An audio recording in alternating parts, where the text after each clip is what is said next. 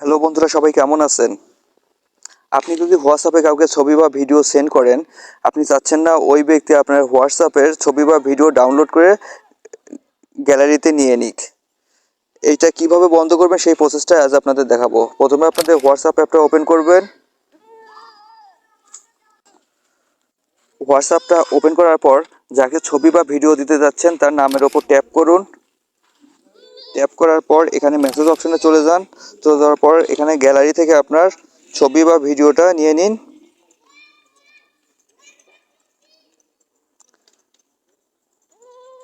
তারপর add a ক্যাপশনের পাশে এখানে ওয়ান লেখা আছে, ওয়ানের উপর ট্যাপ করুন। Photo send to view once. আপনি যদি এখান থেকে ছবি বা ভিডিও সেন্ড করেন, সে যার কাছে পাঠাবেন সে কিন্তু শুধু জাস্ট একবার দেখতে পারবে। তারপর কিন্তু অটোমেটিক সেই ছবি বা ভিডিও কিন্তু ডিলিট হয়ে যাবে। তারপর কিন্তু সে কিন্তু আর আপনার ছবি বা ভিডিও ডাউনলোড বা স্ক্রিনশট বা সেভ করে রাখতে পারবে না। আপনি জাস্ট এখান থেকে সেন্ড করে দেবেন। তারপর দেখুন এখানে ফটো প্রসেসিং হচ্ছে।